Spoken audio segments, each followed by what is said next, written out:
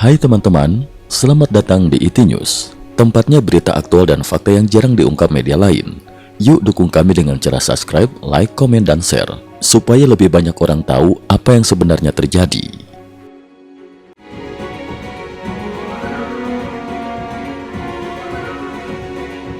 Salam pemirsa, insiden Selat Hormuz, drone Iran ditembak jatuh, dan ledakan Teheran dipicu kekhawatiran eskalasi besar.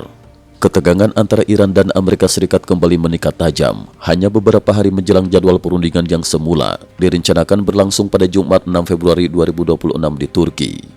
Rangkaian insiden militer, manuver diplomatik mendadak, hingga laporan ledakan di ibu kota Iran mempertegas rapuhnya situasi keamanan kawasan Timur Tengah. Perundingan dijadwalkan, format mendadak diubah. Sebelumnya, kedua negara dikabarkan siap melanjutkan pembicaraan nuklir di Istanbul dengan melibatkan perwakilan Mesir, Arab Saudi, serta sejumlah negara Timur Tengah lain sebagai pihak pendukung. Namun menurut laporan Reuters, Iran secara tiba-tiba meminta perubahan signifikan. Teheran mengusulkan agar lokasi perundingan dipindahkan ke Oman, sekaligus mengubah format pembahasan menjadi murni bilateral, hanya antara Iran dan Amerika Serikat, dengan fokus terbatas pada isu nuklir.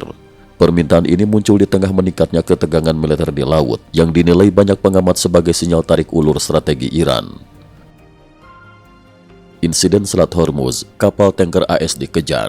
Pada awal Februari 2026, 6 kapal patroli milik Garda Revolusi Iran dilaporkan bertindak agresif di Selat Hormuz, mencoba menahan sebuah kapal tanker berbendera Amerika Serikat. Kapal Iran memerintahkan kapal tersebut untuk berhenti, namun kapal tanker justru meningkatkan kecepatan. Setelah pengejaran singkat, kapal-kapal Iran menghentikan aksinya. Kapal tanker itu kemudian bertemu dengan kapal Angkatan Laut AS dan dikawal hingga tiba dengan aman di Bahrain. Insiden ini menambah daftar panjang konfrontasi berisiko tinggi di jalur pelayaran paling vital dunia tersebut. Drone Iran ditembak jatuh di Laut Arab. Ketegangan meningkat lebih jauh pada 3 Februari 2026 ketika militer AS menembak jatuh sebuah drone Iran yang bertindak agresif dan mendekati USS Abraham Lincoln di Laut Arab. Saat itu, kapal induk AS tersebut berlayar sekitar 500 mil dari pantai selatan Iran.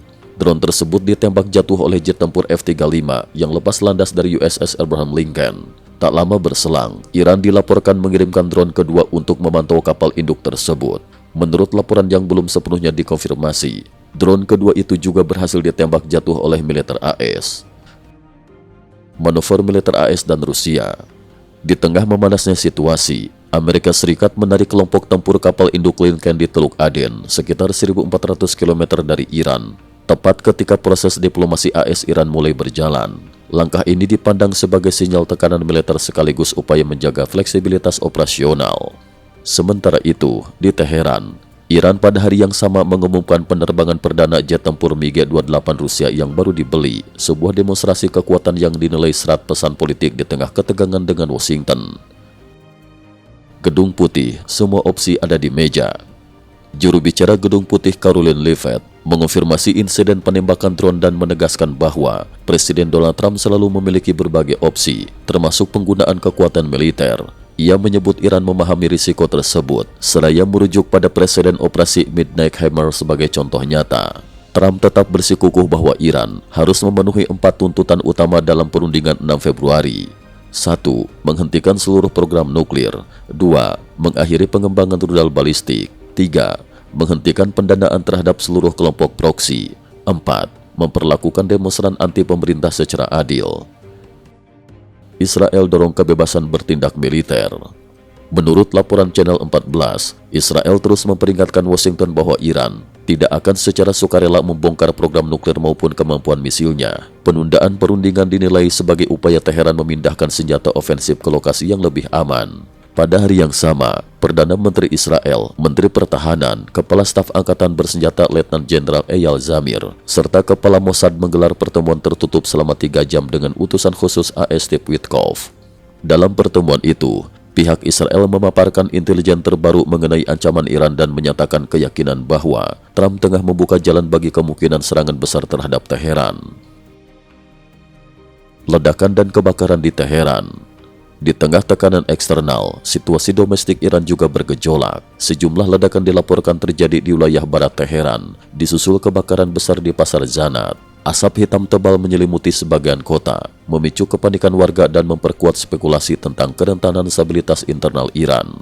Sumber-sumber regional menyebutkan bahwa pimpinan Iran kini berada dalam kondisi tertekan, khawatir serangan AS dapat memicu kemarahan publik dan mendorong gelombang protes anti pemerintah kembali merebak.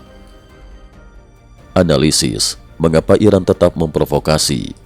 Meski menyadari kesenjangan kekuatan militer dengan Amerika Serikat, Iran tampaknya sengaja memainkan strategi provokasi terkendali. Tujuannya dinilai berlapis, meningkatkan posisi tawar menjelang perundingan, menguji batas respons AS, sekaligus menunjukkan ketegasan kepada publik domestik dan sekutu regional. Namun dengan meningkatnya insiden bersenjata, pengerahan militer, dan tekanan diplomatik, ruang kesalahan semakin menyempit.